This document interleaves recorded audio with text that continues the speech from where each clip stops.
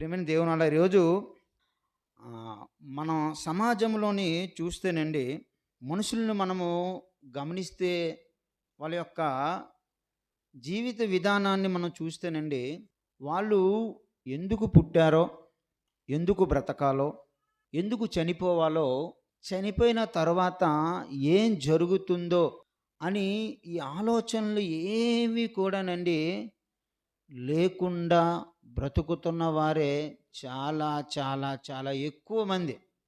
అసలు ఎందుకు పుట్టామో అనేది తెలియకుండా, ఎందుకు బ్రతకాలో తెలియకుండా, ఎందుకు చనిపోవాలో దానికి రీజన్ తెలియకుండా, చనిపోయిన తర్వాత ఏం జరుగుతుందో తెలుసుకోకుండా నుండి బ్రతికి ఆ తర్వాత పుట్టి బ్రతికి చనిపోయిన వారు చాలామంది కోకొల్లలు. ఉంటాను సుమన్ టీవీ అనుకుంటా, అందులోని ఒక ఇంటర్వ్యూ ఇచ్చారు. వాళ్ళ అమ్మగారు వాళ్ళ అమ్మగారు ఏడుస్తున్నారు. ఒక అబ్బాయి వాళ్ళ అమ్మగారు ఏడ్చేస్తున్నారండి. ఆ సుమన్ టీవీ ముందు ఏడ్చేస్తున్నారు. ఎందుకబ్బా ఇలాగ ఏడుస్తుందనంటే, వాళ్ళ అబ్బాయి అనారోగ్యంతో ఉన్నాడట. వాళ్ళ అబ్బాయి అనారోగ్యంతో ఉన్నాడట. అనారోగ్యంతో ఉన్న అబ్బాయి ఏమని వాళ్ళ అమ్మతోని చెప్తున్నాడంటే, అమ్మా అమ్మా నాకు 27వ తారీఖు దాకా నాకు బ్రతికించమ్మా, తర్వాత నేను చనిపోయినా పర్వాలేదు అట. ఏంటి? అప్పుడే వెనకత నుంచి వచ్చింది. 27వ తారీఖు దాకా ఎలాగైనా నాకు బతికించమ్మా అనుకుని నా కొడుకు ఏడుస్తున్నాడు అనుకుని ఏమి కూడా ఏడుస్తుంది సుమన్ టీవీలో.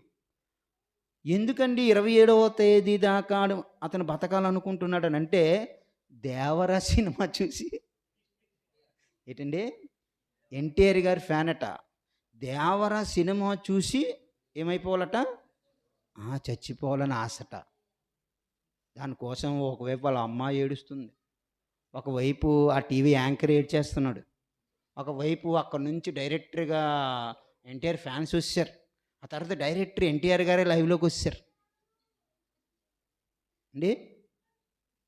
ఆ తర్వాత ఇంకా చాలా అంటే ఎందుకు బ్రతకాలో, ఎవరి కోసం బ్రతకాలో, చనిపోయిన తర్వాత ఏం జరుగుతుందో అనేది ఏదైనా తెలిసానంటేనండి, ఏది తెలియదు. కొంతమంది ఆశలు ఏ విధంగా ఉంటుందండి, మనలోని వృద్ధులు ఉన్నారనుకోండి, ముసలి వాళ్ళు, వాళ్ళ యొక్క ఆలోచన ఎలాగుంది, ఎలాగైనా నా మనవరాలు పెళ్ళి చూసి చచ్చిపోవాలి. ఏంటండి ఆశ? నా మనవరాలు మనవడు ఉంటే వాళ్ళ పెళ్ళి చూసి, ఇదేం ఆశలండి ఇది? అంటే ప్రేమైన దేవుని వాళ్ళని చాలా ఆశలు పెట్టుకుని ఇలాంటి ఆలోచనలే చెప్తే సమయం సరిపోద్ది. ఇలాంటి ఆలోచనలేనండి మరి ఆలోచిస్తూ చివరికి తమ తుది శ్వాసని పెట్టేస్తున్నారండి. ఎందుకు పుట్టారో, ఎందుకు బ్రతకాలో, బ్రతికిన తర్వాత ఎందుకు బ్రతకాలో, ఆ తర్వాత ఎందుకు చనిపోవాలో, చనిపోయిన తర్వాత ఏం జరుగుతుంది అనేది చాలామంది. కానీ ప్రేమైన దేవుని వాళ్ళరా, మనము సత్యవాక్యాన్ని తెలుసుకున్న మనము ఎంత గొప్పవారమో అనేది అండి మనందరికీ కూడా అర్థం కాకపోవచ్చు. మనమండి చాలా అదృష్టవంతులు. ఈ భూప్రపంచంలోని ఎవరైనా అదృష్టవంతులు ఎవరైనా ఉన్నారంటే అది ఎవరంటే మనమే, క్రైస్తవులోని సత్యవాక్యాన్ని తెలుసుకున్న మనమే. ఎందుకంటే మనకు అంతా తెలుసు, మనం ఎందుకు పుట్టామో తెలుసు, అవునా? ఎందుకు బ్రతకాలో తెలుసు, చావు ఎందుకు వస్తుందో తెలుసు, అవునా? చావు ఎందుకు వస్తుందో తెలుసు, చనిపోయిన తర్వాత ఎక్కడికి వెళ్ళాలో అనేది కూడా మనకు తెలుసు కదండి. అయితే చనిపోయిన తర్వాత ఎక్కడికి వెళ్ళాలనేది మనకు ఒక క్లారిటీ ఉంది కదా. ఒకటి మహిమాలోకం, దాన్నే పరలోకం, స్వర్గం అని కూడా అంటారు. రెండు ఏంటంటే భయంకరమైన పాతాళ లోకం, నరకం కదా. ఈ రెండు ప్రదేశాలలోనికి మనము వెళ్ళిపోవాలండి. అదే పరదేశం తర్వాత పరలోకం. ఈ రెండు ప్రదేశాల్లోకి వెళ్ళిపోవాలని మనకు తెలుసు. ప్రియమైన దేవుని వలన ఈరోజు మరి ఎంతోమంది అండి, ఎన్నో సంఘాలు ఉన్నాయి, బోధకులు ఎంతోమంది బోధిస్తూ ఉన్నారు, ఎంతోమంది విశ్వాసులు పెరుగుతున్నారు. అందులోనూ కొంతమందికి ఎందుకు గుడికొచ్చామో, ఎందుకు వెళ్ళిపోయామో తెలీదు. కొంతమందికి ఆ మహాలోకానికి ఎలాగైనా వెళ్ళిపోవాలి అనుకొని, ఆ మహిమా లోకానికి వెళ్ళిపోవాలి అనుకునే ఆలోచన, ఆసక్తి కలిగిన వారు చాలామంది ఉన్నారు. దాన్ని ఇష్టపడేవారు కూడా చాలామంది ఉన్నారు. అయితే ప్రియమైన దేవుని వాళ్ళరా, ఆ మహిమా లోకాన్ని ఆ మహిమా లోకాన్ని ఛేదించేది ఎవరు? అంటే ఆ మహిమా లోకాన్ని సాధించేది ఎవరు? ఒకసారి అండి, ఈరోజు మనము యవ్వన బిడ్డలున్నారు. ఇందులో కూడా చాలా స్త్రీల్లో యవ్వన బిడ్డలున్నారు. ఒకసారి మనము ఆలోచన చేద్దాం. ఆ మహిమా లోకాన్ని ఎలాంటి వారు సాధిస్తారు అనేది ఒకసారి మనము ఆలోచన చేసే ముందు, ప్రియమైన దేవుని వలన, ఈరోజు బైబిల్ అనేదనండి, ఇది చెప్పలేదు అనేది ఏమీ లేదండి. బైబిలు అన్ని విషయాలు కూడా చెప్పింది. అవునా? అది శాస్త్రవేత్తలకు మించినవి, విజ్ఞానవేత్తలకు మించినవి, అన్ని గ్రంథాలకు మించినవి. అందరికంటే అన్ని విషయాలు కూడా తెలియజేసిన గ్రంథం ఏదైనా ఉందంటేనండి, అది గొప్ప ఒకే గ్రంథము, అదే బైబిల్. మరి బైబిల్ అంత గొప్ప గ్రంథం అయినప్పుడు, ఈ మధ్య ఫేస్బుక్‌ల్లోనూ, ఆ తర్వాత యూట్యూబుల్లోనూ చూస్తున్నాం కదా, మత పిచ్చి పట్టి కదా. ఒక విధంగా చెప్పాలని అంటేనండి, బాధతో చెప్తున్నాను, పిచ్చి కుక్కల్లాగా తిరుగుతూ, అంటే బైబిలు ప్రతిరోజు కూడా ఈ బైబిల్లోని బూతులున్నాయి, ఆ బైబిల్లోని తప్పులున్నాయి, మీ బైబిల్ కరెక్ట్ కాదు, యేసుక్రీస్తు వారు మతిస్థిమితం లేనివారు, ఇదే ఉదయం దగ్గర నుంచి లేచింది ఇదే వాళ్ళ గోలంతా ఇదేనండి. వాళ్ళ పేర్లు ఎత్తడానికి కూడా వాళ్ళు పనికిరారు, అలాంటి వ్యక్తులు వాళ్ళు. ప్రియమైన దేవుని వాళ్ళరా, బైబిలు ఇంత విలువైనది అయినప్పుడు, ఇంత గొప్పదైనప్పుడు, వాళ్ళకెందుకు ఆ విధంగా కనిపిస్తుంది? వాళ్ళకెందుకు ఆ విధంగా వాళ్ళు బైబిల్ పట్ల ఆ విధంగా వాళ్ళు తప్పుగా మాట్లాడుతున్నారు అని అంటేనండి, మీకు చిన్న కథ చెప్పి నేను పాఠంలోకి వెళ్ళిపోతాను. ఎందుకంటే ఇది అవసరం. ఎందుకు వాళ్ళకి అర్థం కావట్లేదు దాని విలువ అనేది ఒకసారి మనము చిన్న కథ ఉదాహరణకి చెప్తాను. ప్రియమైన దేవుని వలన, ఒకానొక ఊరిలోని ఒక తండ్రి ఉన్నాడు. ఆ తండ్రికి ఒక కొడుకు ఉన్నాడండి. అయితే ఒకానొక రోజు కొడుకుని పిలిచి, నాయనా రా అని అన్నాడు. ఏం నాన్న అని వెళ్ళాడు. నాయన, ఇది మీ తాత ముత్తాతల కాలం నాటి వాచ్. ఏంటి? తాత ముత్తాతల కాలం నాటి వాచ్ నాయన. ఈ వాచ్ని నువ్వు వాచ్ షాప్ ఉంటుంది కదా, అక్కడికి తీసుకుని వెళ్ళు, ఇది ఎంత వస్తుందో అడుగు అని అన్నారు. ఇది ఎంత వస్తుందో అడిగిసి నాకు చెప్పు అని.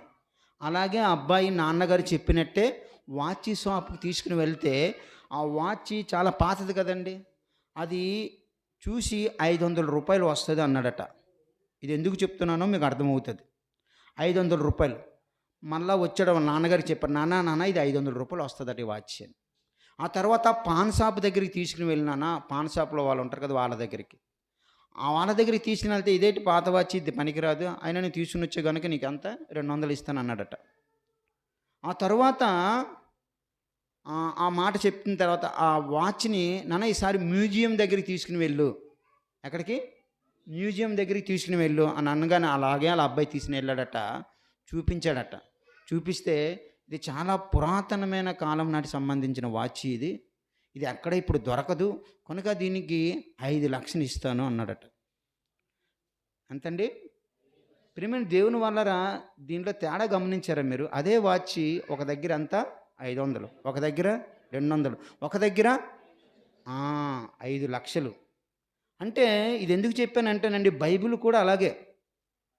బైబిలు ప్రతి మామూలుగా చదివితేనండి అది అర్థం కాదు, అపార్థం చేసుకుంటారు.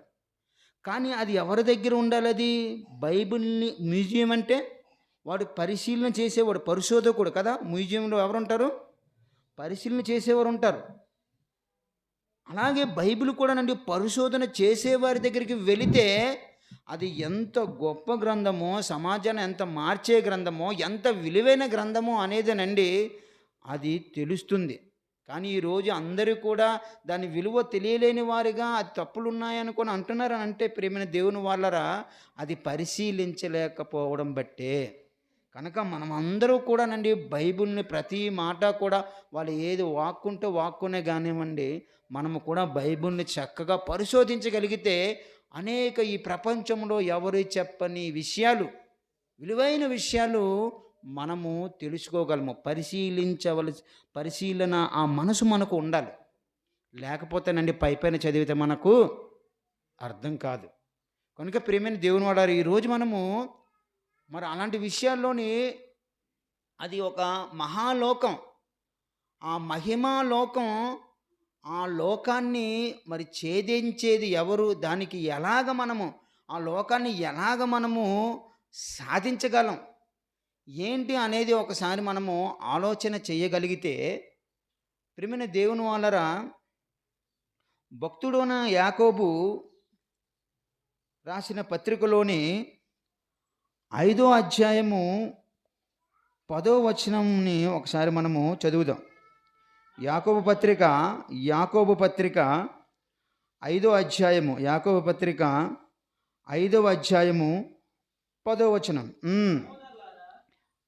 నా సహోదరులారా అని అన్నారు కనుక సహోదరులుగా చెప్తున్నాను కాదండి, సోదరులకు సహోదరిమణులు కూడా చెల్లుతుంది. ప్రభువు నామమున బోధించిన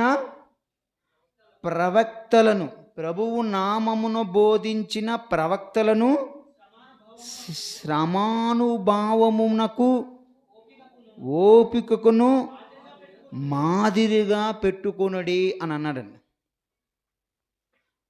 దీనికి ఏమిటి సంబంధం అని అంటేనండి, ఇది మన పాఠము మనము పూర్తిగా మనం ఏకాగ్రతతో వింటే మనకు ఎందుకు దేవుడి మాట ప్రత్యేకించి రాయించాడు. నా సహోదరులారా, ప్రభువు నామమును బోధించిన ప్రవక్తలను వాళ్ళ శ్రమానుభావమునకు ఓపికకు మాదిరిగా పెట్టుకొనుడి అన్నాడంటేనండి, ప్రేమైన దేవుని వాళ్ళరా, ప్రవక్తల గురించి మనకు వాళ్ళు ఎలాంటి వారో అనేదండి మనకు కొద్దిగా అర్థం కావాలండి. ప్రవక్తలు ఎలాంటి వారో అనేది కొద్దిగా మనకి అర్థం కావాలి అండి. ప్రవక్తల జీవితం అండి అది చాలా ప్రత్యేకమైనది. ప్రవక్తల జీవితాలు చాలా ప్రత్యేకమైనది. అలాగే వాళ్ళు ప్రవక్తలండి ఈ జీవన విధానంలోని ఈ లోక సంబంధమైన వ్యాపారాలను విసర్జించేవారు. తమ జీవితాలలోని లోక సంబంధమైన వ్యాపారాలను విసర్జించేవారు. అలాగే రాజులను ప్రజలను గద్దించి ఆ తర్వాత దేవుని మార్గములోని పెట్టేవారు. ఆ తర్వాత అవినీతిని ఎదిరించేవారు. ఆ తర్వాత ఎన్నో వ్యక్తిగతమైన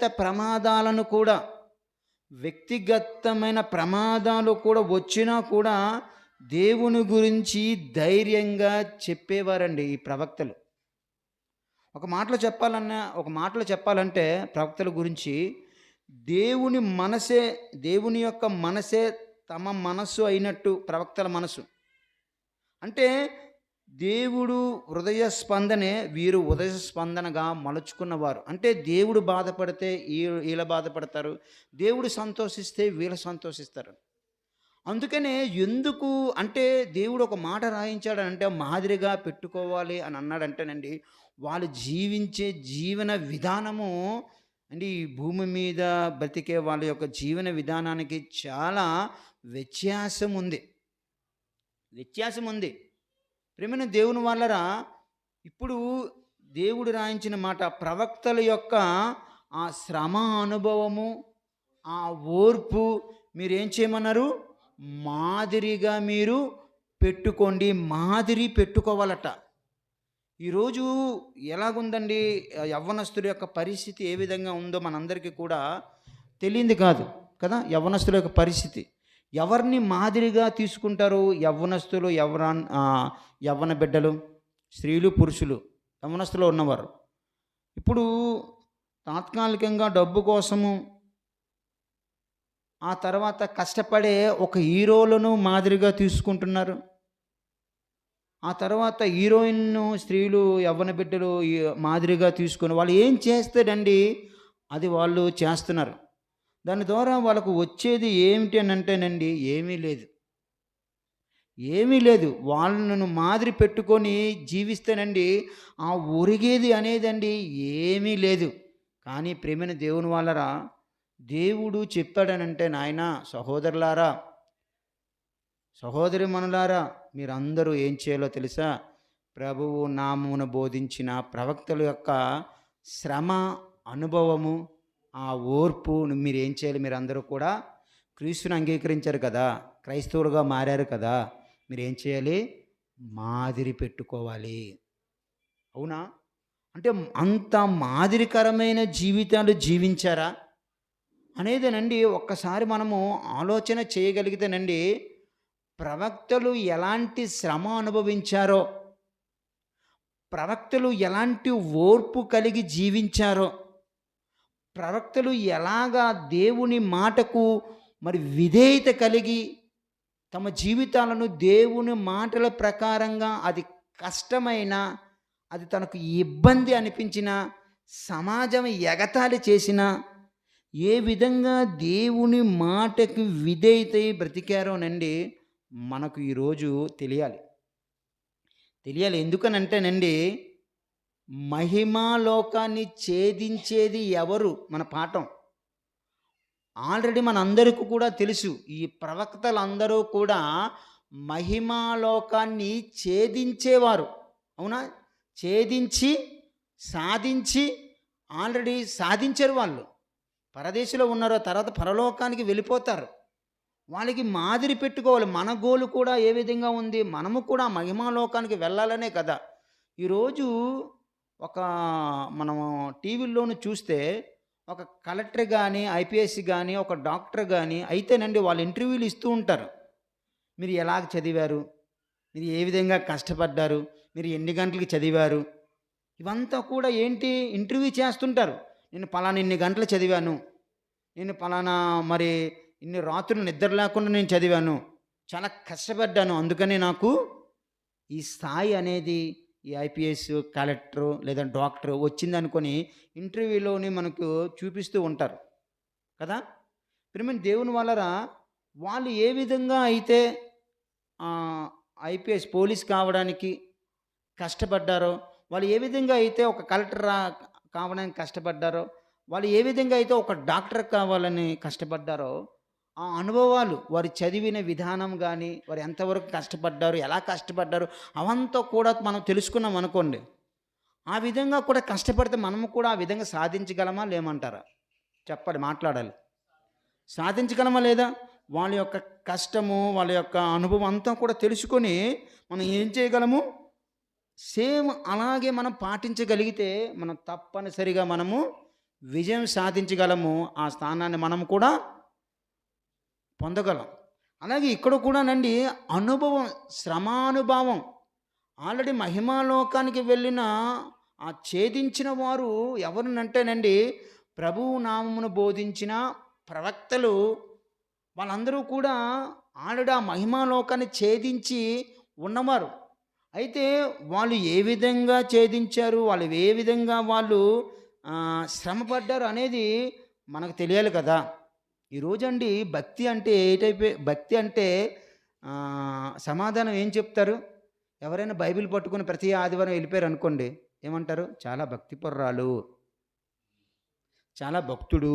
బైబిల్ పట్టుకొని వెళ్ళినంత మాత్రాన, ఒక ప్రార్థన, ఒక పాట, ఒక ప్రసంగం చేసినంత మాత్రాన వాళ్ళకి పెట్టిన పేరేంటి? భక్తులు. ప్రియమైన దేవుని వాళ్ళరా, ఈ పాఠం విన్న తరువాత మన భక్తి స్థాయి ఎంతుందో అనేది మనకు తెలుస్తుంది. ఈ పాఠం విన్న తర్వాత మనం ఎంత భక్తిపరులమో మనకు తెలుస్తుంది. అవునా అండి? మనకు మనం చెప్పుకోవడం, లోకంలో ఉన్నవారని చెప్పడం భక్తి కాదు. ఏం చెప్పాలి భక్తి?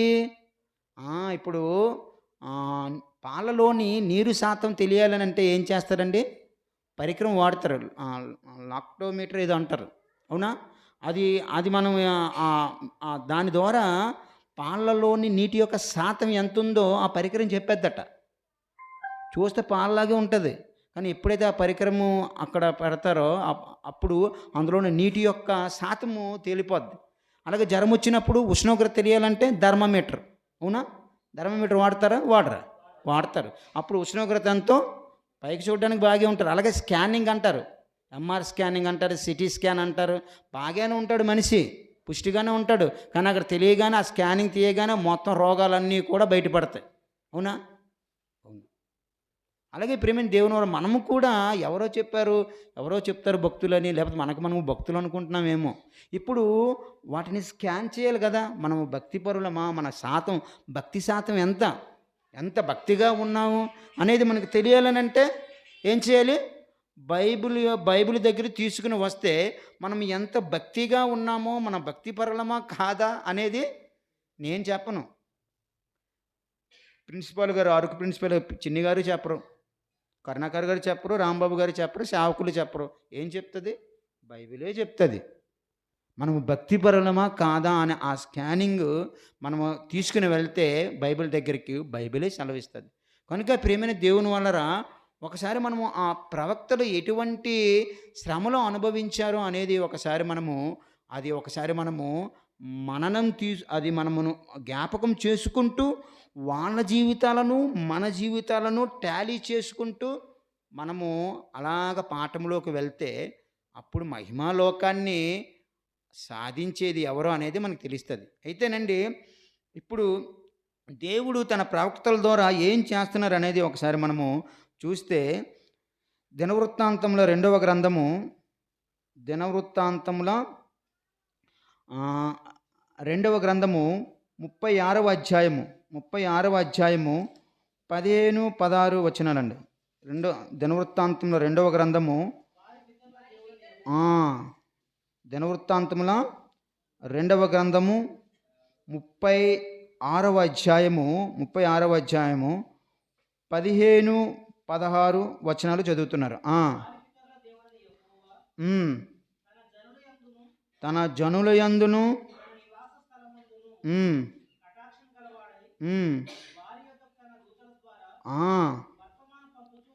ఏంటండి, ఎవరిని పంపిస్తున్నారట? తన దూతల ద్వారా వర్తమానము పంపుచూ వస్తున్నాడట. ఆయన పెందల కడనే లేచి పంపుచూ వచ్చినను. ఆగండి, చదువుదురు. తమ్ముడు చదువుదు. ఆయన ఏం చేస్తున్నాడంట? దేవుడు ఆయన పెందల కడన లేచి పంపుచూ వచ్చినను. పెందల కడలనంటే తెల్లవారుజామున తన దూతలను తన పిల్లల దగ్గరకు ఏం చేస్తున్నాడట? పంపిస్తూ ఉన్నాడట. పెందల కడన. ప్రియమైన దేవుని వలన ప్రవక్తల యొక్క పరిస్థితి చూడండి. అంటే దేవుడు చెప్పిన వెంటనే అండి, ఇక్కడ 10 గంటలకని చెప్పారు సెమినార్. మనం ఎన్ని గంటలకు వచ్చామో మనకు తెలుసు అండి. తెల్లవారు లేవడానికండి చాలా ఇబ్బంది. ఒకరోజు లేవడానికి ఇంత ఇబ్బంది పడుతుంటే దేవుడు తన దూతలను ప్రవక్తలను అండి పెందల కడనే లేచి పంపిస్తూ ఉన్నప్పుడు అండి, అది లేవడం అండి చాలా ఇబ్బంది. అది చాలా ప్రతి తెల్లవారి పూట వెళ్ళి ప్రకటించడం అంటే, వాక్యాన్ని ప్రకటించడం అంటేనండి అది చాలా ఇబ్బంది. తెల్లవారుజామున పంపుచూ వస్తున్నాడట దేవుడు. ప్రియమైన దేవుని వలన ఎందుకు ఆయన పంపుతూ వస్తున్నాడు? ఎందుకు? దీనికి కారణం ఏంటి అని అంటేనండి, ఎలాగైనా తన పిల్లలను తన దగ్గరికి చేర్చుకోవాలనండి మధ్యవర్తులుగా ఎవరిని పెట్టారంటేనండి, ఆనాడు ప్రవక్తలను పెట్టాడండి. ప్రవక్తలను, ప్రియమైన దేవుని అలాంటి ప్రవక్తలను పంపించేటప్పుడు తమ సుఖాన్ని మానుకొని అనేక ప్రజలను కాపాడడానికి తెల్లవారుజామున వెళ్తున్న ఆ దేవుని యొక్క దూతలు, ఆ ప్రవక్తలు ఉన్నారే, వారికి వచ్చిన బహుమానం ఏంటనంటే వాళ్ళు ఎలాంటివి ఎదుర్కొన్నారు. ఆ ప్రకటన చేసేటప్పుడు, దేవుని మాటలు ప్రకటించేటప్పుడు ఆ ప్రవక్తలు ఎలాంటివి ఎదుర్కొన్నారు అని అంటేనండి, వారు ఎవరి దగ్గరికైతే దేవుడు పంపించారో ప్రవక్తలను, వారు ఏం చేస్తున్నారట? వారు దేవుని దూతలను ఎగతాళి చేయుచు ఆయన వాక్యములను తృణీకరించుచు ఏం చేస్తున్నారంట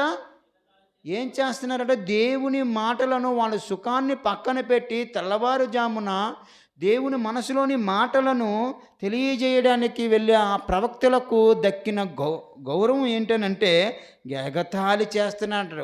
మనం కూడా అప్పుడప్పుడు సేవకులను చెప్పేటప్పుడు ఎగతాళి చేస్తుంటాం, ఇక్కడ కాదు కానీ బయట. భలే చెప్పాడు, అది చెప్పా, మాకు తెలియదా ఈ అనుకోని అంటుంటాం, మనకే తెలిసేది. అలాగే అప్పుడు కూడా ఏం చేస్తున్నారట, ఎగతాళి చేస్తున్నారట. ఆ తర్వాత ఆయన వాక్యములను తృణీకరించుచు ఆయన ప్రవక్తలను హింసించుచు రాగా. అంటే ఏం చేస్తున్నారట ప్రవక్తలని? అంటే ప్రవక్తలని ఎగతాళి చేస్తున్నారట, ఆయన మాటలను తృణీకరిస్తున్నారట, ఆయన ప్రవక్తలను ఏం చేస్తున్నారట, హింసిస్తూ ఉన్నారంట. దేనికి హింసిస్తున్నారు? ఏదైనా ఆయన తప్పుడు మాటలు అన్నాడా, లేకపోతే ఏదైనా తిరుగుబాటు చేశారా ప్రజల మీద, లేకపోతే వాళ్ళకి ఆ ప్రజల్ని ఏదైనా గొడవలు ఉన్నాయా అనేది ఎందుకు అన్ని హింసిస్తున్నారు? ఏంటనంటే ప్రియమైన దేవుని వారలారా, కేవలము దేవుడు చెప్పిన మాటలను అంటే ప్రకటించినందుకే ప్రవక్తలను ఏం చేశారు, హింసించారట. అంటే ఏ విధంగా హింసించారు అనేది ఒక భక్తుడి గురించి ఒకసారి మనము ఆలోచన చేద్దాం. అంటే యూదా రాజుల్లోని చిన్న వయసులోనే, మీకు ఒకవేళ తెలియకపోవచ్చు, కొంతమందికి తెలియవచ్చు, యూదా రాజులు ఇశ్రాయేల్ రాజులు అని ఉన్నారు. ఆ యూదా రాజుల్లోనే చిన్న వయసులోనే రాజు అయిన ఒక రాజు ఉన్నారండి. ఎవరనంటే యోవాసు. ఆ యోవాసుని ఈ యెహోయాదా అనే యాజకుడు మరి చిన్నప్పుడే అతల్య రాజులందరినీ చంపేవాళ్ళు అనుకుంటుంది. అలాంటప్పుడు ఈ యోవాసును ఈ యెహోయాదా ఏం చేస్తాడంటే కాపాడుతాడు. యెహోయాదాను వాళ్ళ భార్య కాపాడుతుంది. కాపాడిన తర్వాతనండి యెహోయాదా చాలా చక్కగా పెంచుతాడు, రాజును చేస్తాడు, ఎన్నో నీతి మాటలు నీతి వాక్యాలను నేర్పిస్తాడు. నేర్పించినప్పుడు అండి యెహోయాదా ఉన్నంత వరకు కూడా చాలా చక్కగా ఉంటాడు. ఎప్పుడైతే ఈ యెహోయాదా మరణించాడో ఈ యోవాసు ఏం చేస్తాడంటే, అంతకుముందు వేరే దేవతలను పూజించేవారు కదా, వాళ్ళందరూ కూడా వచ్చి ఈ యోవాసు దగ్గర ఏం చేస్తాడంటే మొరపెట్టుకునేసరికి ఆ యోవాసు ఏం చేస్తాడు, ఈ దేవుణ్ణి, నిజమైన దేవుణ్ణి మరి విసర్జించి ఆ దేవతల వైపుకు మరి మొక్కడానికి ఏమిస్తాడు, అనుమతినిస్తాడు. అప్పుడు ఏం జరుగుతుందో అనేది ఇప్పుడు మనము ఒకసారి బైబిల్ గ్రంథంలో ఒకసారి మనం చూద్దాం. దినవృత్తాంతాల 2వ గ్రంథము 24వ అధ్యాయము 19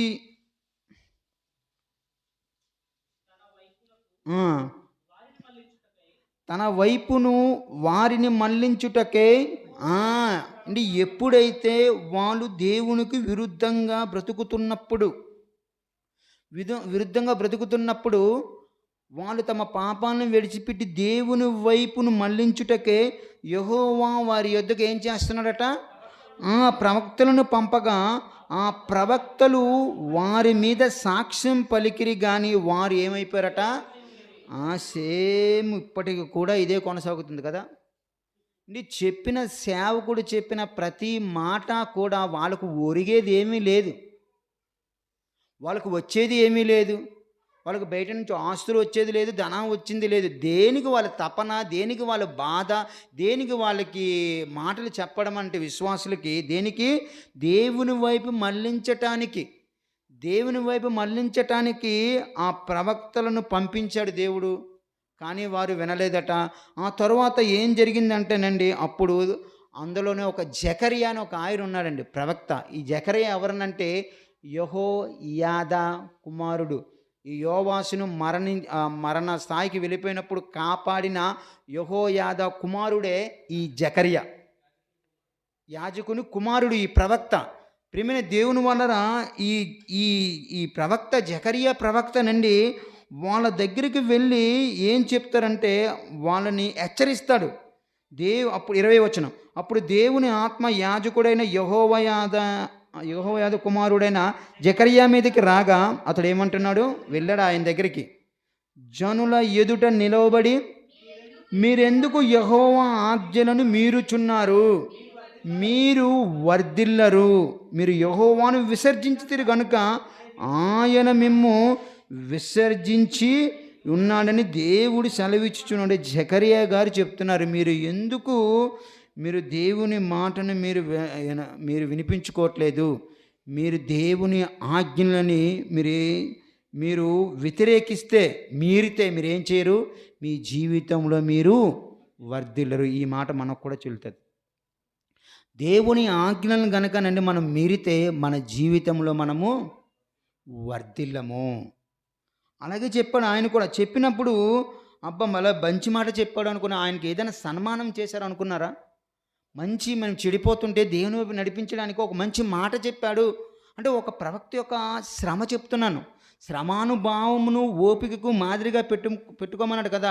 అంటే శ్రమపడి మీరు పాడైపోతారు, దేవుని శిక్ష మీకు పడుతుంది, మీరు వర్ధిల్లరు అనుకొని వాళ్ళు ప్రేమించి వాళ్ళ కొరకు వెళ్ళి చెబితే వాళ్ళు చేసింది ఏంటండి ఆ జకరియా గారికి? అందుకు వారు అతని మీద కుట్ర చేసి రాజు మాటను బట్టి యెహోవా మందిరపు ఆవరణము లోపల రాళ్ళు రువ్వి అతను ఏం చేశారట? చావగొట్టిరి. రాళ్ళు రువ్వి చావగొట్టారట.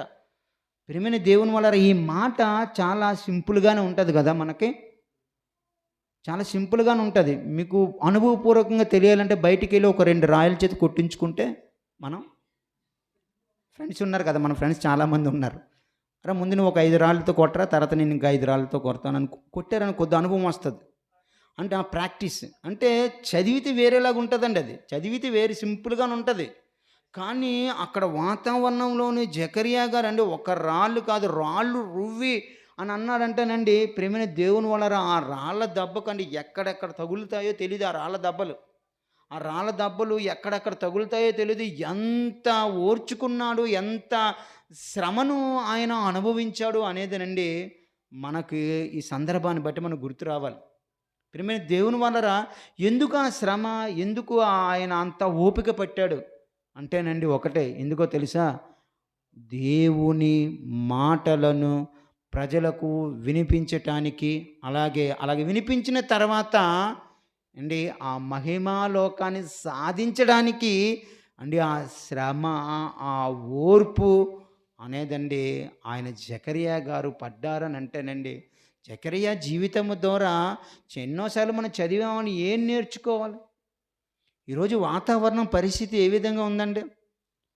ఇప్పుడు ఉన్న మనకు ఏదైనా అంటే శ్రమలు కానీ బాధలు కానీ అంటే ఇలాంటి కలిగినప్పుడు మనం ఓర్పుతో ఉన్నామా, లేకపోతే ఇలాంటి శ్రమ మనము అనుభవించే స్థితిలో ఉన్నామా అనేది ఒక్కసారి మనము ఆలోచిస్తే మన భక్తి ఎక్కడుంది, ప్రవక్తల భక్తి ఎక్కడుంది అనేది ఒక్కసారి మనకు అర్థమవుతుంది. ప్రియమైన దేవుని వల్ల మరొక భక్తుని గురించి కూడా ఒకసారి మనం ఒక ప్రవక్తను గురించి కూడా ఒకసారి మనము ఆలోచన చేద్దాం. యెషయా గ్రంథము 20వ అధ్యాయం. యెషయా గ్రంథము 20వ అధ్యాయము. యెషయా గ్రంథము 20వ అధ్యాయము 2-4 వచనాలండి. యెషయా గ్రంథము 20వ అధ్యాయము 2-4 వచనాలు. ఆ కాలమునండి యెహోవా ఆమోజు కుమారుడని యెషయా ప్రవక్త ద్వారా ఆ ప్రజలకి ఒక విషయాన్ని తెలియజేస్తున్నాడు. ఎవరు? దేవుడు యెషయా గారికి ఒక విషయాన్ని తెలియజేస్తున్నాడు. ఏంటి అనేది ఒకసారి మనం ఆలోచిస్తే, నువ్వు పోయి నీ నడుము మీద గోనె పట్ట విప్పి నీ పాదముల నుండి జోలు తీసివేయము. అతడు అలాగు చేసి దిగంబరై జోళ్ళు లేకయే నడుచుచుండగా, ఇక్కడ యెరెమీయా గారికి దేవుడు చెబుతున్న యెషయా గారికి దేవుడు చెబుతున్న మాట ఏంటి? నీవు గోనె పట్ట విప్పి నీ చెప్పులు కూడా నువ్వేం చేయాలి? చెప్పులు కూడా తీసివేయమని అనగానండి ఏం చేశారు యెషయా గారు? అతడిలాగా చేసి దిగంబరై అంటే ఒంటి మీద బట్టలు లేకుండా జోళ్ళు లేకుండా నడుస్తున్నాడు. ఎన్ని సంవత్సరాలు ఆ విధంగా నడిచాడని అంటేనండి ఆ చివరి వచనం 3వ వచనం ఆ చివరిలో చూస్తేనండి, 3 సంవత్సరములు దిగంబరై జోడు లేకయే నడుచుచున్న ప్రకారము. 3 సంవత్సరాలు ఒక దిగంబరిగా నడిచాడట. అంటే బట్టలు లేకుండా, చెప్పులు లేకుండా 3 సంవత్సరాలు అంటేనండి, 3 ఇంటూ 365 సంవత్సరాలు, 1095 రోజులు. 1095 రోజులు ఏం చేశాడట అంటే దిగంబరయే, బట్టలు లేకనండి తిరుగుతున్నాడంటే ఒకసారి ఆలోచించండి. ప్రియమైన దేవుడు, ఒక ప్రవక్తకి దేవుడు చెప్పగానేనండి, అది బట్టలు లేక, జోళ్ళు లేక 3 సంవత్సరాలు తిరిగాడంటేనండి, ఆయన ఎంత అవమానానికి గురై ఉంటాడు, ఎంతమంది ఎగతాళి చేసి ఉంటారు, ఎంతమంది వెక్కిరింతలు పెట్టేసి ఉంటారు కదండి. వెక్కిరింతలు చేసే అల్లరి వాళ్ళు ఉండరా? వాళ్ళు వెళ్ళిపోతుండగా అప్పటిదాకా ప్రవక్తగా చూశారు అతన్ని. ఆ తర్వాత వెంటనే ఆ స్థితిలో చూడగానే, ఇదేంటి, ఈయనకి మెంటల్ అయిపోయిందా, మతిస్థిమితం పోయిందా, ఈయనేటి ఇలా తిరుగుతున్నాడు, బట్టలు లేక, చెప్పులు లేక, ఇవేటి ఇది ఇలా తిరుగుతున్నాడు, రే యెషయా గారికి మతిస్థిమితం అయిందంటారా అనుకోరా? ప్రియమైన దేవుని వాళ్ళరా, ఎవరు ఏమనుకున్నా నాకు అనవసరం. ఎవరు ఏమనుకున్నా, ఎగతాళి చేసినా, వెక్కిరింతలు పెట్టినా, ఎన్ని అనుకున్నా, రాళ్లతో కొడుతుంటారు కదా అప్పుడప్పుడు, పిచ్చోడు వచ్చాడని. అంటే కొట్టినా నాకు అనవసరం, నా దేవుడు నాకు చెప్పాడు. ఎందుకంట ఆ విధంగా ఆయన నడవాలి? ఎందుకంట ఆ ముందు వచనాన్ని ఇప్పుడు చదవండి.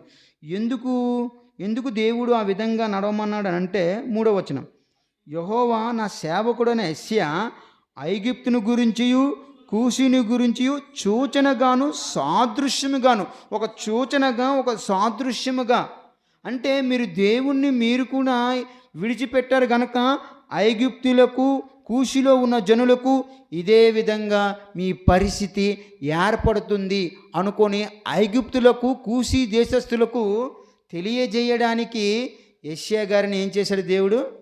నువ్వు దిగంబర లేక వాళ్ళకు సాదృశ్యంగా, సూచనగా ఉండాలి, నీకు చూసి వాళ్ళకు బుద్ధి రావాలి అనుకున్నప్పుడు అన్నప్పుడు అండి, యెషయా గారు మాట్లాడలేదండి. అండి ఎంత వేదన, ఎంత బాధ, ఎంత శ్రమ, ఎంత నిందలు, ఎంత ఎగతాళి చేస్తుంటారో ఒక్కసారి వాళ్ళ యొక్క శ్రమానుభావము. అలాగే ఆ దేవుడు చెప్పాడు కదా అనుకుని 1 కాదు, 2 కాదు, ఒక నెలలు కాదండి, 1095 రోజులు ఆ విధంగా దేవుడు చెప్పిన మాటకి విధేయత కలిగాడంటేనండి, ఏటండి ఆ ప్రవక్తల ఓర్పేటి, ఆ ప్రవక్తల శ్రమ ఏటి, ఆ ప్రవక్తల భక్తి ఏటి, ఎలాగుందండి ఆ ప్రవక్తల యొక్క భక్తి ఏ విధంగా ఉందండి? ప్రియమైన దేవుని వల్లరా, ఒక్కసారి ఆలోచన చేయండి. వాళ్ళు దేవుని కోసము ఆ శ్రమను అనుభవించారు. దేవుడి కోసం ఎవరు ఏది చెప్పినా, ఎవరు ఎలాగ వాళ్ళు కొట్టినా, విమర్శించినా వాళ్ళు ఓర్పుతో ఉన్నారు. ఎందుకో తెలుసా? ఆ మహిమ లోకాన్ని ఛేదించడానికి, సాధించడానికి. ప్రియమైన దేవుని వలరా, ఆ రోజు ఆ భక్తులు అంత శ్రమను అనుభవిస్తే, ఈనాడు భక్తులు ఏ విధంగా ఉన్నారో, వాళ్ళ యొక్క పరిస్థితి ఏ విధంగా ఉందో అనేది అపోస్తలుడైన పౌలు తిమోతికి పత్రిక రాస్తూ 3వ అధ్యాయము 4వ వచనాన్ని చదివితే, అపోస్తలుడైన పౌలు తిమోతికి పత్రిక రాస్తూ తిమోతికి హెచ్చరిస్తున్నాడండి. ఏమని చెప్తున్నాడు అనేది ఒక్కసారి మనము తిమోతికి రాసిన 2వ పత్రిక 3వ అధ్యాయము 4వ వచనాన్ని ఒకసారి మనము చదువుకుందాం. ద్రోహులు, మూర్ఖులు, గర్వాంధులు, దేవుని కంటే సుఖానుభావము నెక్కువగా ప్రేమించువారు,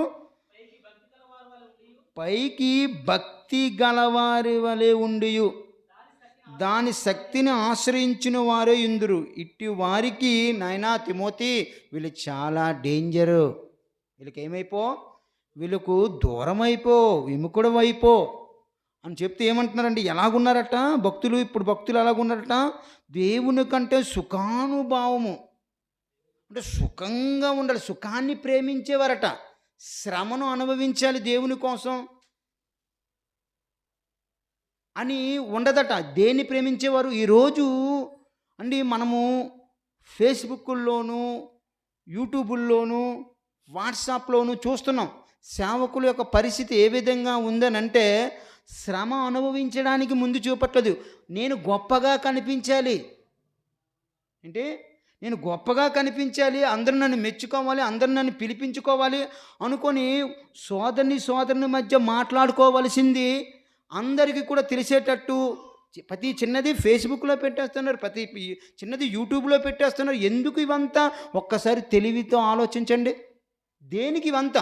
నీ సహోదరుడు నీ పట్ల ఏదైనా వాక్యం పట్ల తప్పుగా ఉంటే నువ్వేం చేయాలి? డైరెక్ట్ మాట్లాడుకుని, మీ ఇద్దరు తప్పని కదా అది. అలాగ మాట్లాడుకుని అది మాట్లాడేసి ఫేస్బుక్లోను యూట్యూబ్లోను పెట్టేస్తున్నావు అంటే ఏం కోరుకుంటున్నావు నువ్వు? ఏం కోరుకుంటున్నావు? పేరు కోరుకుంటున్నావు. అలాగే ఇప్పుడు యొక్క సేవకుల యొక్క పరిస్థితి ఏ విధంగా అయిపోయిందంటే, ఏ విధంగా అన్నీ సుఖంగా రాగానే లాడ్జీ ఇచ్చేవాళ్ళు, వాళ్ళకి కావలసిన ఐటమ్స్ ఇచ్చేవాళ్ళు, వాళ్ళకి పడుకోవడానికి బెడ్ అరేంజ్ చేయాలి, వాళ్ళకి ఉండడానికి ఏసీ ఉండాలి. అంటే ఎంత ఏ విధంగా అయిపోయింది? విశ్వాసులు ఆ విధంగా అయిపోయారు. ఆ తర్వాత ఆ విశ్వాసులు వాక్యం చెప్పే వారు కూడా, బోధకులు కూడా ఏమైపోయారు? సుఖాన్ని ప్రేమించేవారు అయిపోయారు. అంటే సుఖాన్ని ప్రేమించేవారు శ్రమ పడడానికి ముందుకు వెళ్తారా? శ్రమ పడడానికి అంటే కారు కావాలి, అన్నీ కావాలి, లాడ్జ్ కావాలి, పెద్ద పెద్ద అన్నీ కావాలి అని కోరుకున్నావు. ఇంక ఏం శ్రమ పడతావు దేవుడి గురించి? ఆనాడు ప్రవక్తల యొక్క శ్రమకి ఈరోజు బోధకులుగా అండి మీరు కూడా ఆలోచించండి. నేనేదో చెప్పేస్తున్నాను కాదు, కానీ ఒకసారి తేడా ఆలోచించండి. దేవుడి కోసం సమస్తాన్ని హేళనైనా ఎగతాలైనా అన్ని భరించిన వారు ఆ ప్రవక్తలు ఓర్పు కలిగి జీవించిన వారు. కానీ ఈరోజు ఏ విధంగా అయిపోయారంటే సుఖాన్ని కోరుకున్నవారు, పేరు ప్రఖ్యాతులు కోరుకునేవారే మనకి విశ్వాసంలోనూ కనిపిస్తున్నారు, అలాగే బోధించే వారిలోనే మనకి కనిపిస్తున్నారు అని అంటేనండి. అప్పుడు శ్రమానుభావులు ఈరోజు సేవకు సుఖానుభావాన్ని అనుభవించేవారు. ప్రియమైన దేవుని వలరా ఇంకా ఒక ప్రవక్త ఇంకా ఎంత మరి బాధపడుతున్నాడో, ఎలాంటి సిచ్యువేషన్లో ఉన్నాడో యెరెమీయా గారి గురించి కూడా ఒకసారి మనము చూసుకుందామండి. మీరు చాలా లేటుగా వచ్చారు, చాలా సుదూర ప్రాంతం నుంచి వచ్చానండి. చాలా విషయాలు చెప్పాలని ఆశపడ్డాను, కానీ సమయం లేదు. సమయం అయిపోయి మీరు సమయానికి వచ్చినట్లయితే చాలా విషయాలు నేను చెప్తున్నాను, చాలా భక్తుల గురించి రాసుకున్నాను, కానీ టైం లేక త్వరగా చెప్తాను, కాస్త మీరు ఓపిక పట్టండి.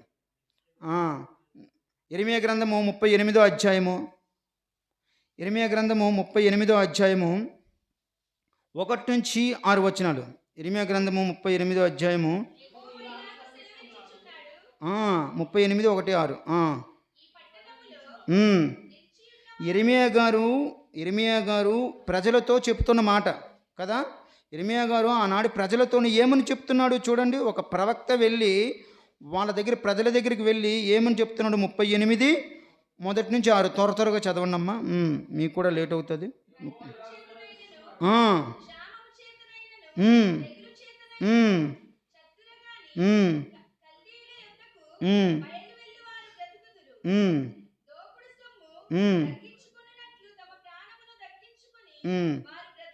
రెండవ వచనం, యెహోవా ఇలాగ సెలవిచ్చుచున్నాడు, ఈ పట్టణము నిశ్చయముగా బబులోను రాజు దండు చేతికి అప్పగింపబడును. రా నాన్న, మీరు చేశారా యదవ పనులు, మీరు తప్పుడు మీద తప్పుడు పనులు చేశారు, దానికి ఏం చేస్తాడంటే బబులోను రాజుకి దేవుడు అప్పగిచ్చేస్తాడు అని యెరెమీయా గారు చెప్తున్నారు. వాళ్ళ క్షేమం కోరి, ఒకవేళ మారు మనసు పొందితే దేవుడు క్షమిస్తాడు కదా, అది వాళ్ళు క్షేమం కోరి చెప్తే ఆయనకి ఇచ్చిన బహుమానం చూడండి. అతడు వాడిని పట్టుకొని, దాన్ని పట్టుకొని యెరెమీయా ప్రజలందరికీ ప్రకటింపగా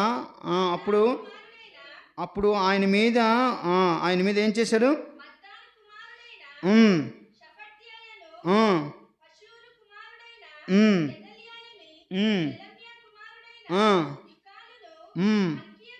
మల్కియా కుమారుడైన పశూరును వినిరి గనుక వాళ్ళందరూ కూడా రాజు దగ్గర ఏం చేశారు? 1 2 పెట్టేసరికి వారు రాజు అలా చెప్పేసరికి రాజు ఏమన్నాడట? మీకు ఇష్టం 6వ వచనం చదివాము, డైరెక్ట్గా 6వ వచనం చదివే.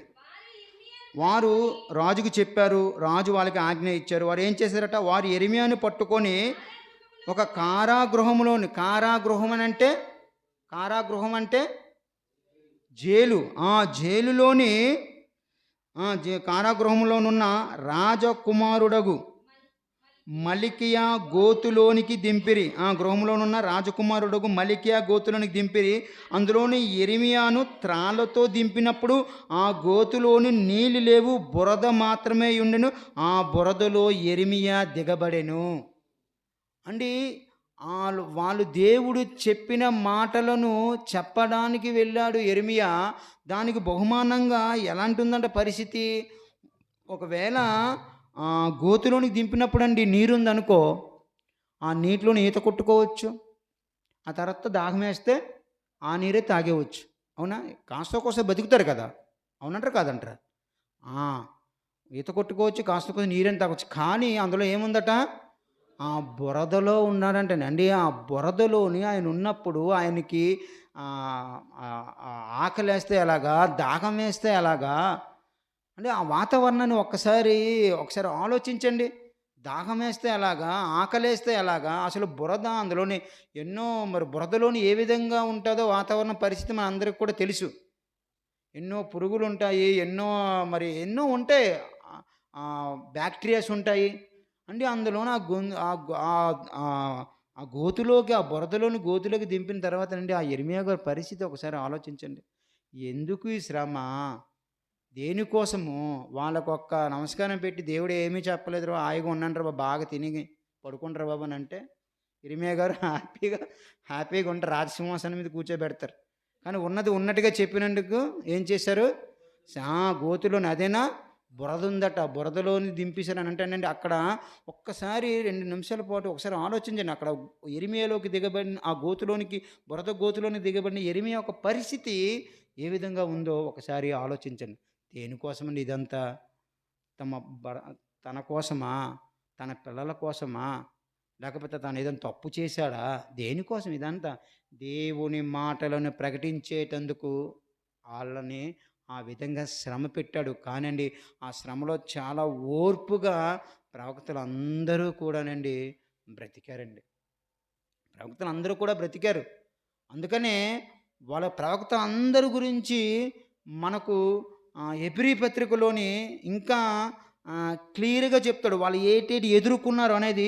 ఒక్కసారి హెబ్రీ పత్రిక 11వ అధ్యాయము. హెబ్రీ పత్రిక 11వ అధ్యాయము. హెబ్రీ పత్రిక 11వ అధ్యాయము 32, 35. హెబ్రీ పత్రిక 11వ అధ్యాయము. హెబ్రీ పత్రిక హ్మ్. ఏమి చెప్పుదును? ఆ! ఆ! హ్మ్.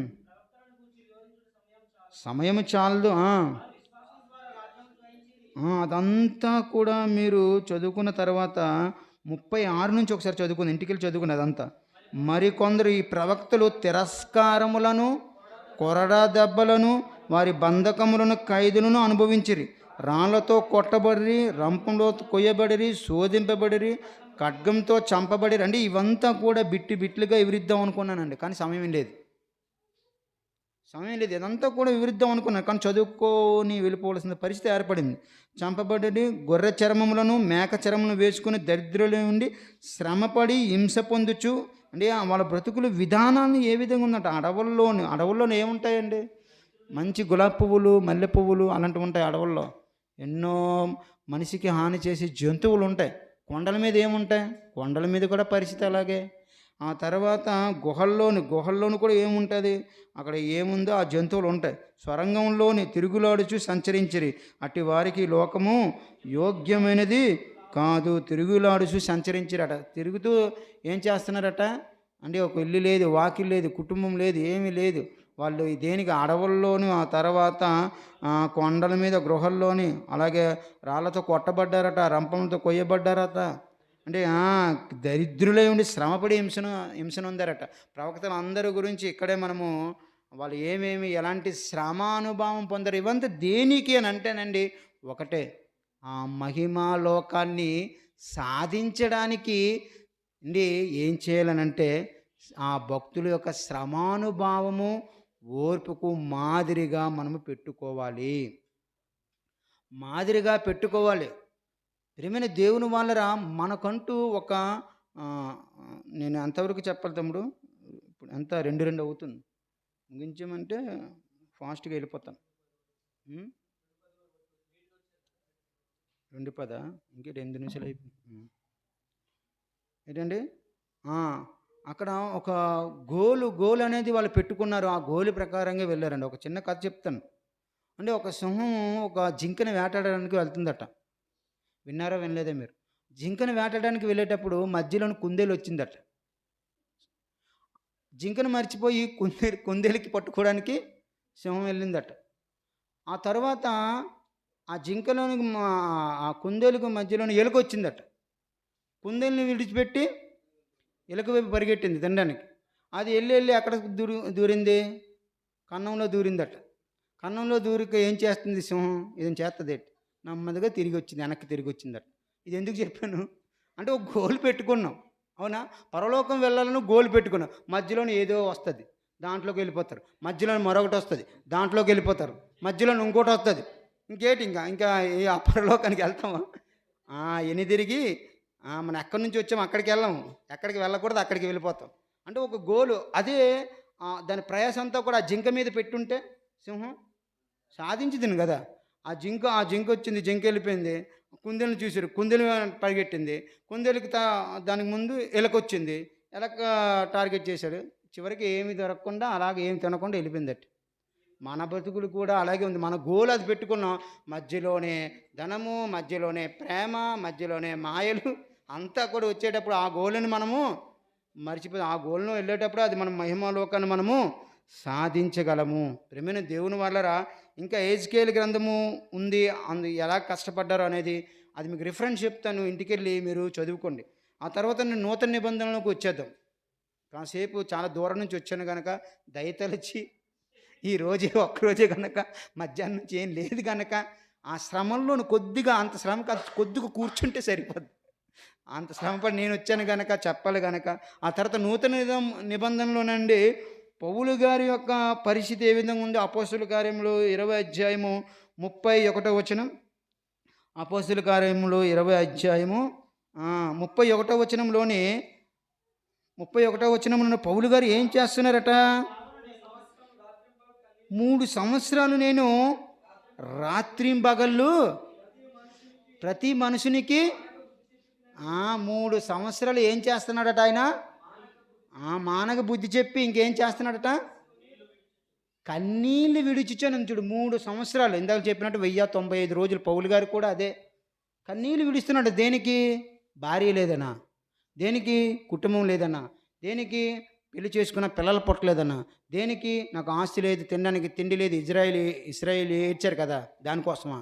ఎందుకు ఏడ్చాడు అంటే ప్రజలు ఎన్ని మాటలు చెబుతున్నా ప్రజలు మారకపోతానండి కన్నీళ్ళు పెట్టుకుంటున్నాడంటండి. ఎంత అంటే దేవుళ్ళలోకి ఎంత డెప్త్లోకి వెళ్ళిపోయాడో అనేది మనకు అర్థం కావాలి. అందుకనే ఆయన శ్రమల గురించి మనం చాలాసార్లు చదువుకున్నాం కదా. అని ఎలాంటి శ్రమలు ఎదుర్కొన్నారో ఒకసారి మనము కొరింథీయులు రాసిన 2వ పత్రిక 11వ అధ్యాయము కొరింథీయులు రాసిన 2వ పత్రిక 11వ అధ్యాయము 23 నుంచి 23 నుంచి చదువుకుందామండి 27 వరకు చదువుతాను.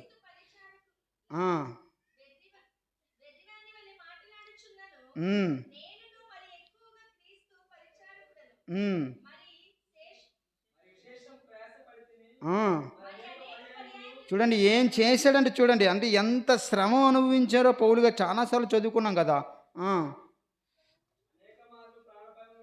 అనేక మార్లు చెరసల్లో ఉన్నారట.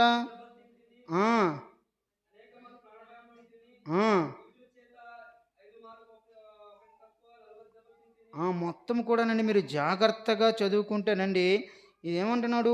ప్రయాసంతోనూ కష్టములతోనూ తరచుగా జాగరణలతో 27 ఆకలి దప్పులతో మొత్తం చదివించడానికి నాకు టైం సరిపోదు కనుక మీకు చదివించదు.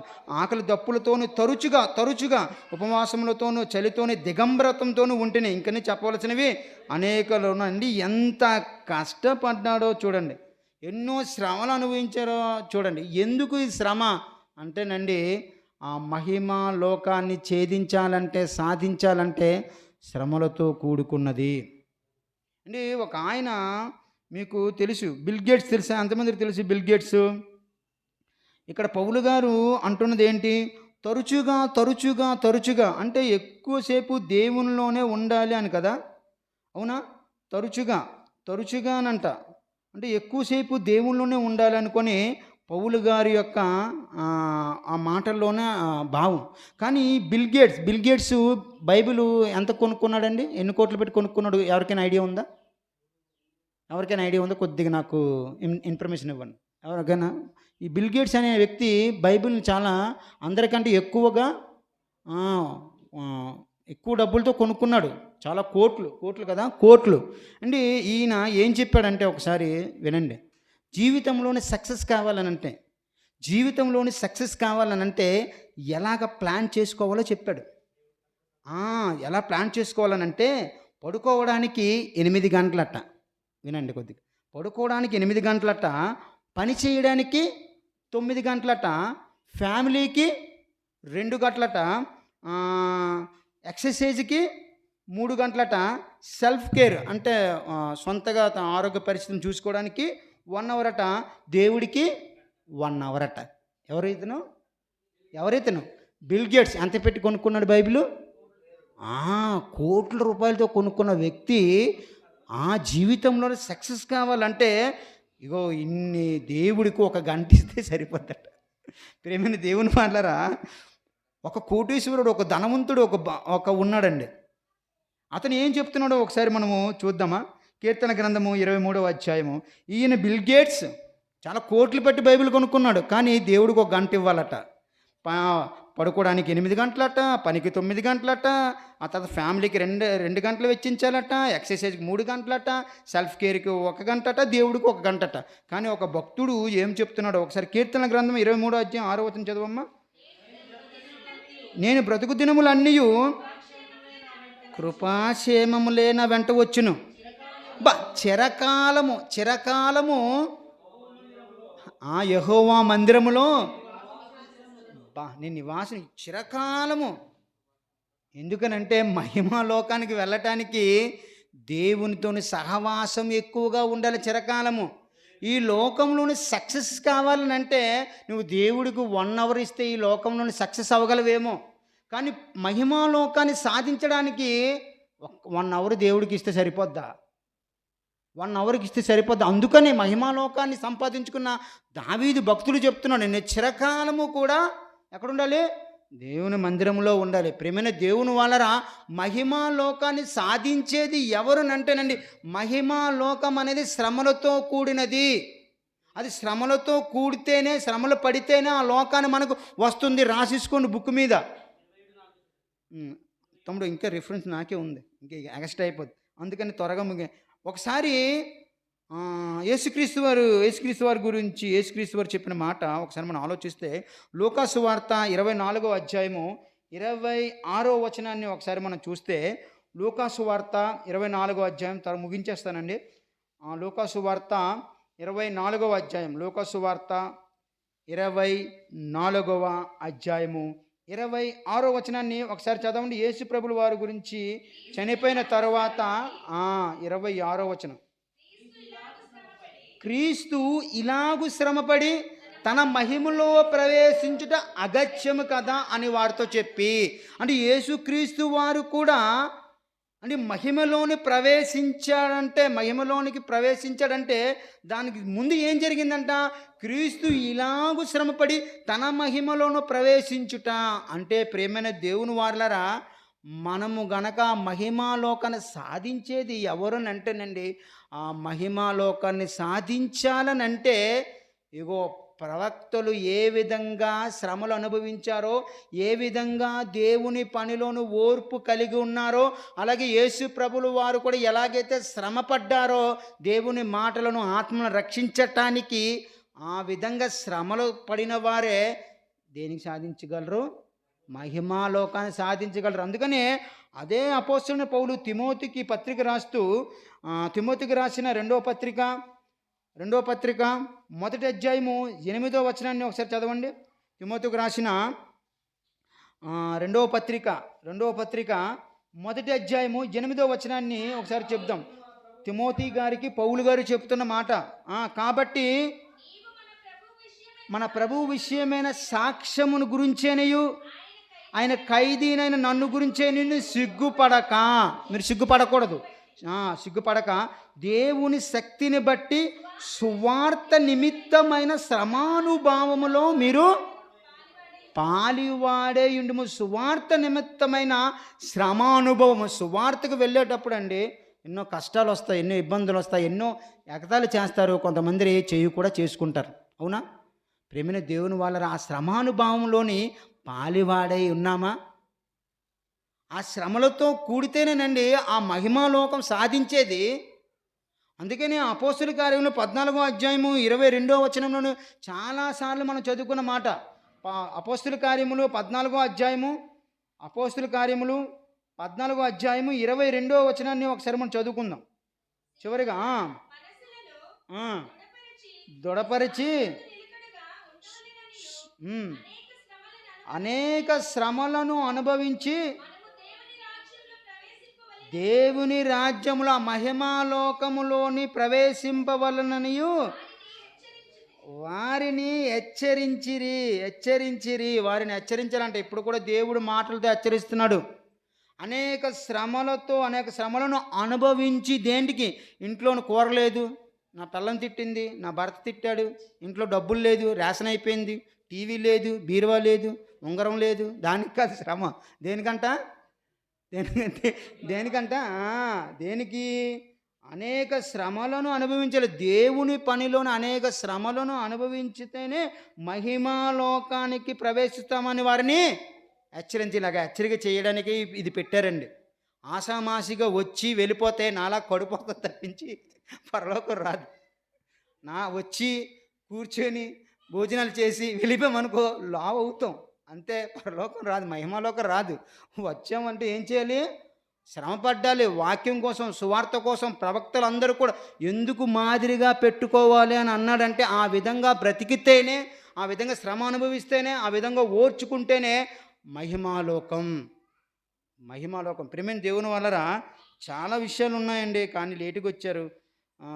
చిన్న ఒక కథ చెప్పి ముగించేస్తాను. మీరేం వరి అవ్వకండి అండి. ఒక రాజు ఉన్నాడట. ఒక రాజు దగ్గర మేస్త్రి ఉన్నాడట. ఆ రాజు కట్టించిన ప్రతి కట్టడము కూడా కోటలు కట్టిస్తుంటాడు కదా, ప్రతి కట్టడము కూడానండి మేస్త్రికి చెప్పి కట్టించేవాడట. మేస్త్రి కట్టాడు, అనేక కోటలను కట్టాడు, అనేక బిల్డింగ్లను కట్టిన తర్వాత ఒకరోజు వాళ్ళ భార్య పిల్లలని చూడడానికి ఆశ కలిగిందట. ఎవరిని? వాళ్ళ భార్య పిల్లలను చూడాలని ఆశ కలిగిందట. వెంటనే రాజు దగ్గరికి వెళ్ళాడు. రాజు, నేను నా భార్య పిల్లల్ని విడిచిపెట్టి చాలా సంవత్సరాలు అవుతుంది. నేను వెళ్ళి నా భార్య పిల్లల్ని చూసి వస్తాను, నాకు పర్మిషన్ ఇవ్వా అని అంటే, నువ్వు ఎక్కడికి వెళ్ళక మరొక కట్టడం ఉంది, మరొక కట్టడం కట్టాలి. నీ చేతుల మీద నువ్వు కట్టాలి. అది కట్టిన తర్వాతే నేను పంపిస్తాను అనగానండి చాలా మదన పడిపోయాడట, చాలా బాధపడిపోయాడట. ఇన్ని కట్టలు కట్టాను కదా, ఇన్ని బిల్డింగ్లు కట్టాను కదా, నా పిల్లం పిల్లల్ని చూసుకోవడానికి ఈ రాజు పంపించట్లేదు అనుకొని మనసులోని తిట్టుకున్నాడట. అలాగే రాజు వచ్చాడట, ఒక ప్రదేశాన్ని చూపించాడట, పునాదులు వేశాడట, కట్టడం స్టార్ట్ చేశాడట. మనసులోని ఒకటి ఉంచుకున్న తర్వాత ఏమవుతుందండి, అది సరిగా మనసు నిలపలేక నాసి రకంగా కట్టేశాడట. అంటే సరిగా సిమెంటు ఇసుక సరిగ్గా కలిపితేనే బాగా నిలబడుతుంది. అవునా? తగిన మోతాదులు వేయాలి. ఇటుకలు మధ్య కూడా సిమెంటు బాగా చక్కగా నిలబడింది. ఇదంతా కూడా చాలా కష్టపడి ఉంటారు కదా మేస్త్రీలు. అలాగ చాలా దాని ఏకాగ్రత పెడితేనే అది చక్కగా నిలుస్తుంది. కానీ ఈయన మనసులో ఏముంది, ఎంత త్వరగా కట్టిస్తే అంత త్వరగా ఏమైపోవాలి, నేను ఇంటికి వెళ్ళిపోవాలి అనుకొని త్వరగా కట్టించాడు. అంటే నాసిరకంగా ఎలాగ పడితే ఎలాగోలా కట్టించాడట. కట్టించేసి పైపైన రంగులు కొట్టించేసి మొత్తం తాళాలా తీసుకుని రాజు దగ్గరికి వెళ్ళాడట. రాజా నువ్వు చెప్పావు కదా, ఇదిగో కట్టేసాను, నేను ఇంటికి వెళ్తానని. అప్పుడు రాజు ఒక మాట చెప్పాడట. నాయనా, నువ్వు ఇంతవరకు ఇన్ని కట్టడాలు కట్టావు, ఇన్ని భవనాలు కట్టావు, నువ్వు చాలా కష్టపడ్డావు, అందుకని నువ్వు కట్టిన భవనము నీకే ఇస్తున్నాను. ఏంటి? నువ్వు కట్టిన ఈ భవనము నీకే ఇస్తున్నాను అనగానండి గుండెలో రాయపడిందట. అయ్యో బాబో, నేనేటి ఇలా కట్టేశాను, ఒకవేళ పడుకున్న టైంలో నువ్వు కూలిపోయిందనుకో, నా మీద కూలిపోయింది అనుకో, నేనేం చేయాలి, చనిపోతాం కదా, నేను ఫ్యామిలీ అనుకుని భయంతోనే ఆ ఇంట్లోని బ్రతికాడట. ఇది ఎందుకు చెప్పాను అనుకున్నారు? భయంతోనే బ్రతికాడట. ప్రియమైన దేవుని వలన ఆ రాజు ముందుగానే చెప్పలేదు. అవునా? ముందుగానే చెప్పలేదు గనక ఎలా కట్టేశాడు? నాసిరకంగానే కట్టేశాడు, ఏదో ఒకలా కట్టాలని. కానీ ప్రియమైన దేవుని వలన దేవుడు ముందే చెప్పాడు కదా! మహిమాలోకాన్ని ఇస్తాడని జగత్తు పునాది వెయ్యబడక మునిపే ఆ లోకాన్ని ఇస్తానని చెప్పాడా లేదా? చెప్పాడా లేదా? చెప్పాలి. ఆ లోకాన్ని ఇస్తాను అని చెప్పినప్పుడు ఆ లోకాన్ని సంపాదించుకోవడానికి నీ జీవితం ఎలా కట్టుకుంటున్నావు? అర్థమైందండి? ఆ లోకాన్ని ముందుగానే చెప్పాడు దేవుడు, మహిమాలోకాన్ని ఇస్తానని. ఆ మహిమాలోకాన్ని ఇస్తాను అన్నప్పుడు ఈ జీవితంలోని నీ జీవితాన్ని ఎలా కట్టుకుంటున్నావు? నాసిరకంగా ఎలాగైనా బతికేస్తున్నావా? లేకపోతే దేవుళ్ళలోని చక్కగా పరిశుద్ధంగా బ్రతకాలని కట్టుకుంటాం లేదు, ఆ లోకానికి వెళ్ళడానికి ఏదైనా జీవితాన్ని చక్కగా దేవుని పనిలోని నిలబెట్టుకుంటున్నావా? ఒకసారి ఆలోచించండి. ప్రియమైన దేవుని వల్లరా ఆ మహిమాలోకం కావాలంటే ఈ జీవితాన్ని చక్కగా దేవునిలోని కట్టుకోవాలి, శ్రమపడాలి. మహిమ లోకాన్ని ఛేదించేది ఎవరునంటే ఒకనాటి యొక్క ప్రవక్తల యొక్క శ్రమ అనుభవము, వారు ఓర్పు, ఆ విధంగా బ్రతికితేనే, ఆ విధంగా సువార్త పనిలో శ్రమ పడితేనే మన ఆ మహిమా లోకానికి ఛేదించే వారము అవుతాము. కళ్ళు మూసుకుండి ప్రార్థన చేసుకుందాం.